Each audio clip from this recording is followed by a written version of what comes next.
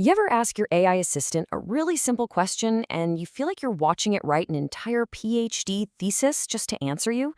Or maybe you give it a really complex problem and the response you get back is, well, let's just say it's a little underwhelming. It's a super common problem, right? But what if I told you researchers may have just figured out how to teach an AI to think more like we do, to switch between those quick gut reactions and that deep, careful, slow thinking? And that really is the central question, isn't it? Most AI agents today are kind of stuck in one gear. It's like they're either flooring it in fifth gear all the time, or they're permanently stuck in first. And as you can probably guess, that's just incredibly inefficient, and a lot of the time, it flat out doesn't work. So let's really dig into this thinking problem, and more importantly, the fascinating new research coming out of Fudan University and Tencent that's looking to fix it for good. Okay, think about it like this. On one side, you've got the AI that's a chronic overthinker. It's using the power of a supercomputer to decide whether to, walk through an open door. It's a colossal waste of energy and time. But then on the other side, you've got the underthinker. Sure, it's fast, but if you ask it to do anything that requires even a tiny bit of planning, it completely falls apart. This stubborn, one-size-fits-all approach to thinking actually has a name. It's called cognitive rigidity. And honestly, it's one of the biggest hurdles we face in creating AI that's genuinely smart and adaptable. And this chart right here, it shows you the problem perfectly. Take a look at the data for GRPO. That's a pretty standard AI training method. Even when it's supposed to be flexible, look what happens. It almost always defaults to its deepest, most resource-intensive level of thought. You can see it right there in that massive dark blue bar. It is completely stuck in overthinking mode. And that is a massive waste. So if the old way is clearly not working, where do we look for a better model? Well, it turns out the answer is a whole lot closer than you might think. It's actually right here, inside our own heads. So the researchers, they turned to this classic theory from cognitive science called ACTR. And at its core, what ACTR says is that our brains are absolute masters at shifting mental gears.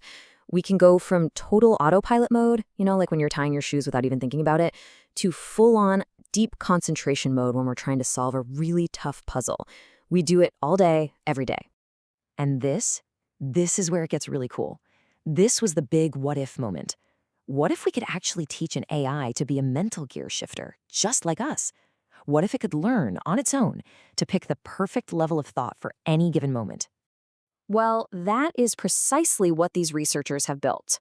Let me introduce you to a system they call CoGrouter.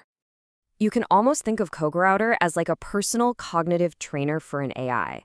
It's designed to teach the AI to be flexible, to pause at every single step of a task and ask itself, okay, for real, how much brain power do I actually need to use for this next step? So how does it all work under the hood?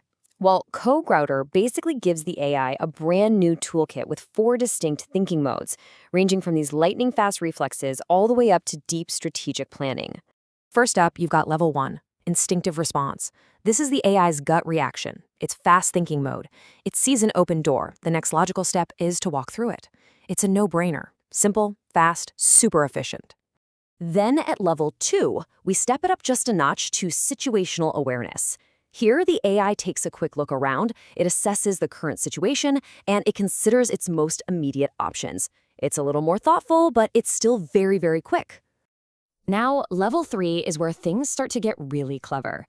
Experience integration. This is where the AI starts to learn from its own actions, from its mistakes.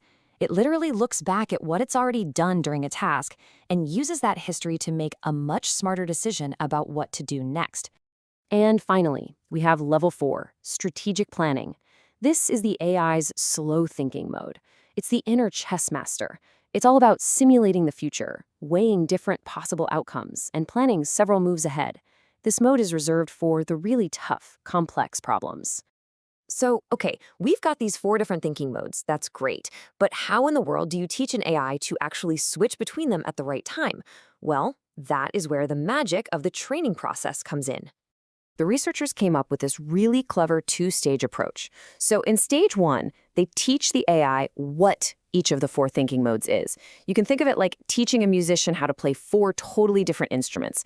Then, in the second stage, they teach the AI when to play each instrument. And that's where it learns to become a true cognitive maestro. So how does it know when to switch? It actually all comes down to a single word: confidence. The AI learns to pick the thinking mode that makes it the most confident in its next move. If a gut reaction feels right and its confidence is high, it just goes with it. But if it feels a bit uncertain, it'll automatically kick things up to a higher, deeper level of thought until it's sure it's making the right call. It's brilliant. But let's be real, all of this sounds amazing in a research paper, but does it actually work in practice? Well, the results are in, and folks, they are nothing short of spectacular. In a series of really challenging tests, we're talking notoriously difficult benchmarks like ALF World and Science World, Cogruder achieved a stunning 82.3% success rate. Yeah, you heard that right, 82.3%. To put that in perspective, that is a whopping 40.3% better than one of the most powerful and well-known AI models on the entire planet, GPT-4o. This isn't just a small improvement, this is a massive leap forward. And honestly, here's the part that might be the most amazing. CoGrouter got these incredible results while being way, way more efficient. It used 62% less computational power, fewer tokens, than the older methods. So it's not just smarter, it's also cheaper and faster. It's literally the whole package. I mean, this chart just tells the whole story. Look at that bar for CoGrouter way over there on the left. It is just towering over the competition, including GPT-4o and that GRPO method we saw earlier that was stuck in its ways. This isn't just a tiny little tweak to an algorithm. This is a fundamentally new and better way for AI to think. This really is a huge deal. By teaching an AI not just what to think, but how to be flexible and efficient, we're unlocking the potential for AI that can start tackling some of the world's most complex challenges. And that, of course, raises a pretty fascinating question. Now that we know AI can learn how to think, what should we teach it to think about next?